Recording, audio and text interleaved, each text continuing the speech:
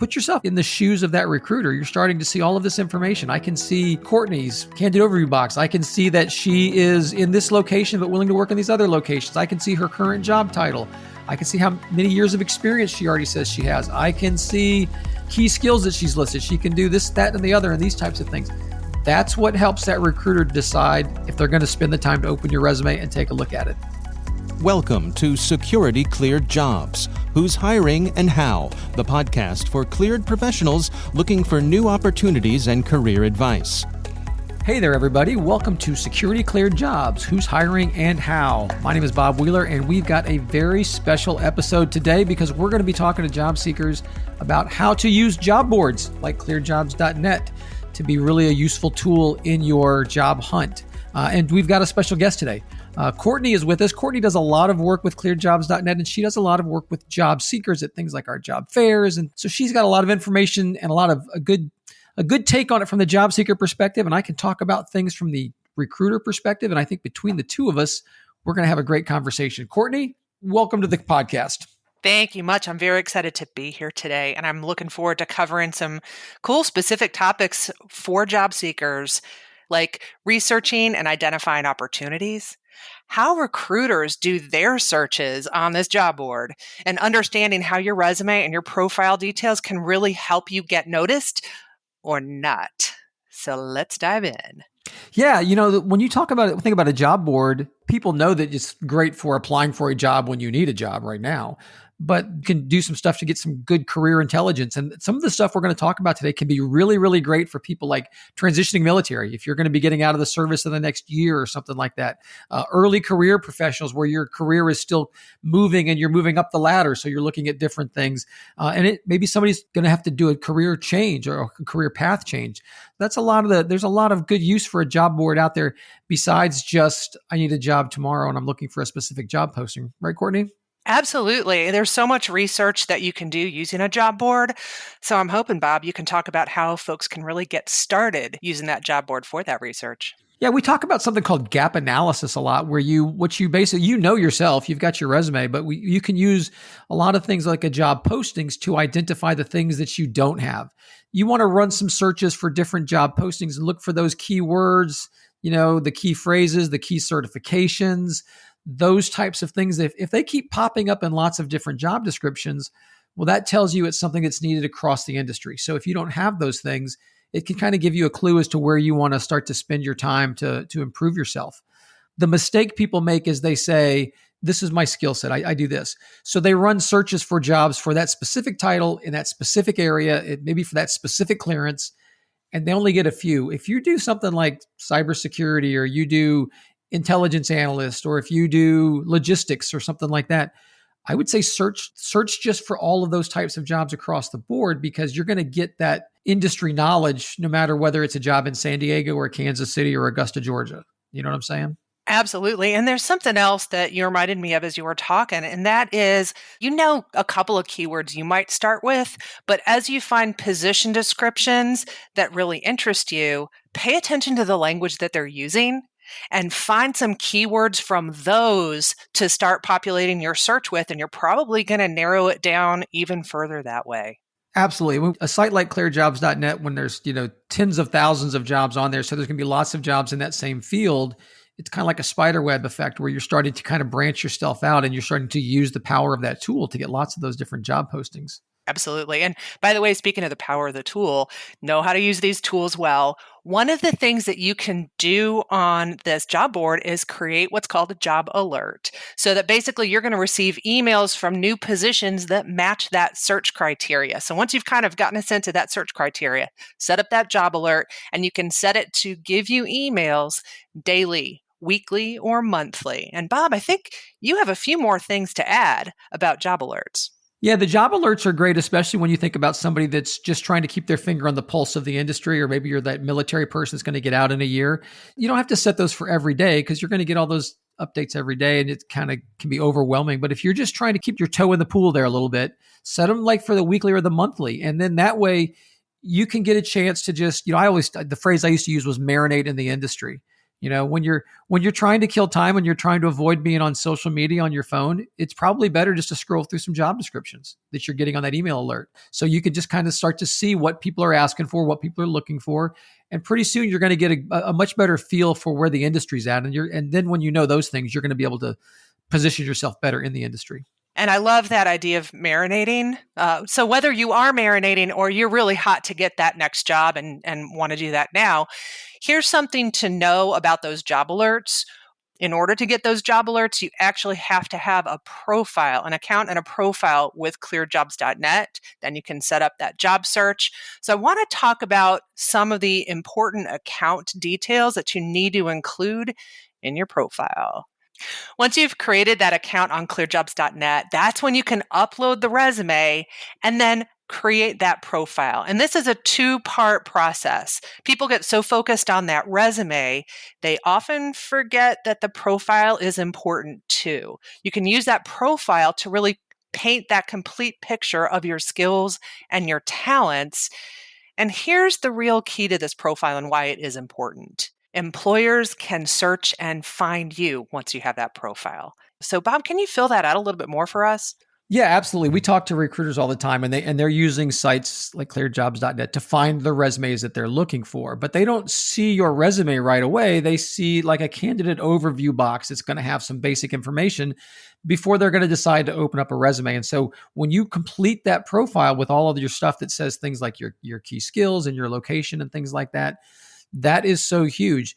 The details like location, for example, you can list up to 3 places you'd be willing to work. So if you are living in Florida, but you're willing to work in Virginia or also Arizona, you might list all those things. If a recruiter starts to search for anybody that fits your key skills in Florida or Arizona or Virginia, you're going to come up on those searches. When you come up with all that stuff on your candidate overview box, not everybody has it all filled out, but the people who do have it filled out, it's basically a way to tell that recruiter, hey, I'm worth looking at here. And don't be freaked out too much if you think to yourself, well, if I give them information and I'm not a right fit, they're not going to look at me. That's kind of okay, because if you're not a right fit, they weren't going to like your resume anyway for that particular job. It doesn't mean that you're a bad person. They're typically searching the resume database not just to see who's the great person out there, but they're typically searching to match a specific job description. There's a reason that they're on there. So that filling out that profile means that the right recruiters will find the right people at the right time. And that's where you want to be in that mix. Absolutely. And there are a couple other places where you can really help them find you, and that is in years of experience. So think about, are you pursuing that entry-level role? Are you really looking for positions that require more extensive experience? There's this cool little drop-down menu with presets where you can pick entry-level, 1 to 5 years, 2 to 5 years, 5 to 10 years. So choose the one that fits for you, and it's really going to help those employers match you with the roles that fit where you are in your career. And another spot is that section called recent or current job title. This is a new field that we've added since our latest site update, and this is a really good one to use. And one of the ways to think about this that can be really helpful is as your professional headline. So for those who are using LinkedIn, you're familiar with that headline field, and you want to fill that out with some descriptor of your role or your career. A couple examples here. One could be senior cybersecurity analyst. Another could be systems engineer. The idea is to give a quick snapshot of your expertise, and this is going to be something that they, again, are going to look at and decide, is this the kind of person to look and find more information? Should I click through and look at their resume? And Courtney, this is something, like you mentioned, this is something we've recently added just a couple of months ago. So if you haven't already gone in there and done that, if you've got an existing profile on ClearedJobs.Net, you want to jump in and complete that field. But the reason we added it was because it was the recruiters who asked for it. This is the kind of information that they said, hey, this makes my job easier. This is a tool so that they could say, I want to see the person's most recent job title, because that tells the recruiter if you're in the ballpark of what they're looking for. So this is not just something, it's nice, but think about it. It's something, it's information that the recruiter specifically asked for. So you want to make sure you do a good job and make sure you get that filled out. You're right about that. So what about key skills? I hear that's another important section. Yeah, that's another one. And it's something that's been added in the last couple months. So if you, again, same deal. If you have a profile on ClearedJobs.net, but you haven't logged in to complete it, you need to go in and do that. And what this is there's a couple of hundred different key skills that you can go in and you can choose from. And so when you look at that overview box, when the recruiter looks at the overview box, it lists what you said your key skills are. And so it's different things that have to do with industry certifications or things like that you're doing. Put yourself in the shoes of that recruiter. You're starting to see all of this information. I can see Courtney's candidate overview box. I can see that she is in this location, but willing to work in these other locations. I can see her current job title. I can see how many years of experience she already says she has. I can see, the key skills that she's listed. She can do this, that, and the other, and these types of things. That's what helps that recruiter decide if they're going to spend the time to open your resume and take a look at it. And the other thing is, because these things are built this way, they're also filterable. So now a recruiter can say, show me anybody who said on their key skills, they've listed warehouse, Intel analyst, they listed, Java, whatever the case may be. So those key skills are super important. You got to get in there and do that. And they just paint that more complete picture. Mm-hmm. Skills and certifications. Something else, Courtney, we've talked about stuff. We're a veteran organization. I was in the Navy for 20 years. We love our veterans. And so we've also added some fields for EAS month and year. So if you're not in the military, you can't remember what EAS is. It's end of active service. So basically it's a way to say, hey, this is when I'm getting out of the military. And we know that when you're going to get out of the military, it's basically like having to quit your job 9 months before you actually quit your job. So if you're going through the transition class, the TAP class, and you create your profile on ClearedJobs.net, but you're not really going to be available till June of 2026, for example, being able to do this means that when your resume kind of falls towards the back of the pack, number one, it lets the recruiter know that when they get closer to your EAS time, they can see that you're really not a stale candidate just because you haven't been on the site. They can also go in and filter by this now. So as it gets closer to summer of 2026, that recruiter can say, also show me anybody who said their EAS month and date was June, July, or August of 2026. And boom, you're getting pulled back in to that group of results, even though maybe you haven't been on the site for a few months.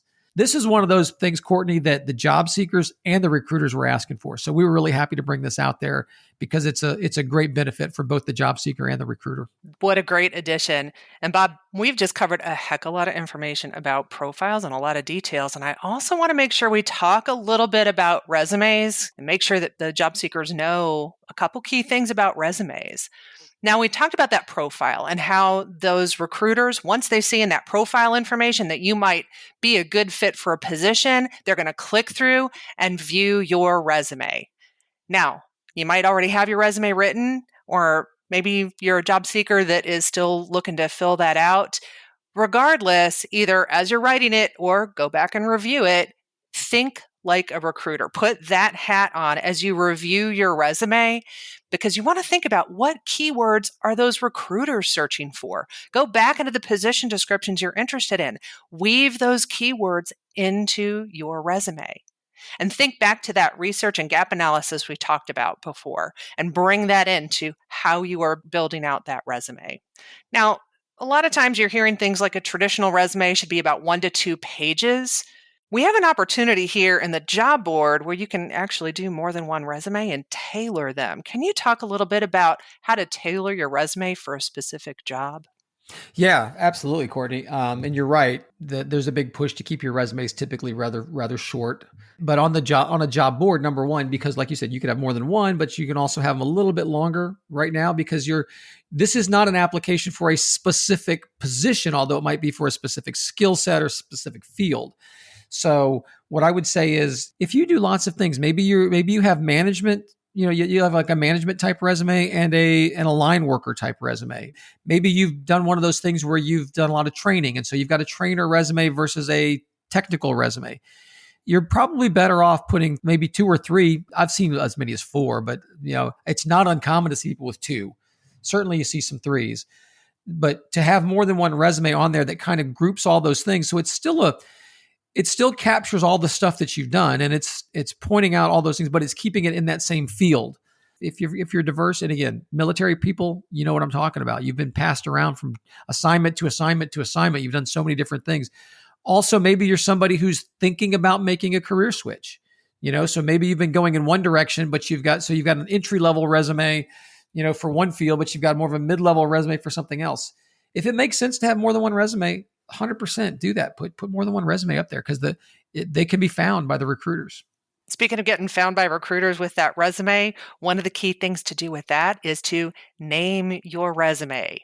Give it a name that really helps them identify, if you've got multiple resumes, which one is going to be the right one for them to look at. Absolutely, yeah. Technical resume or operations resume, because you're right, Courtney.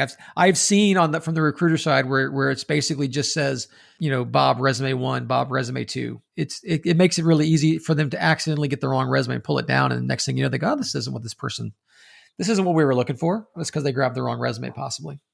All right, Courtney. Hey, you know what? This has been a great conversation today, and there's a lot of stuff that's going on. So, big picture, what's the number one takeaway? If you're not on ClearedJobs.net, and you're looking for a position that involves a clearance, get in there, make a profile, upload your resume and upload it and make that complete profile. The other piece is if you've already been on ClearedJobs.net, if you haven't been on in the last, really since September, you need to jump back in there because there's new fields that need to be updated. Your profile will be much more complete. It's going to be able to get found by the right people more often. So you need to get in there and update those fields. Once you're in and once you've been doing these things, I tell people, just remember, log in about every month if you're just because in some searches, the way they run it, the most recently updated profiles appear at the top of the list. So if you log in about every month, that can be a good thing. It keeps you on the refresh side, keeps you in there. There's a date that says when you were last on there. And so it lets that recruiter know that you're still in the job market, and then also we're continuing to get better. So I told you to go in and check out the new stuff, fill out those new fields, but we're not done. ClearedJobs.net, we're continuing to add and improve. We've got a lot of stuff coming out there. We're looking at an application assistant where you can help really tailor your resume to a job description. What's going to help you do that? That's going to be a very powerful tool. An interview coach is something that we're looking at where we're going to help you to kind of create some potential interview questions based upon a job description. Lots and lots and lots of stuff. ClearedJobs.net is doing a lot of cool stuff, and we've got more stuff on the way. So follow us on the Job Seeker newsletter that we put out. Sign up for that because you're going to always see what stuff's going on. We are so excited about helping talent like you guys get found by the recruiters. So, Courtney, thanks for joining us today. Thanks for having me here today, Bob. It's been great talking with you. All right, folks, have a great day.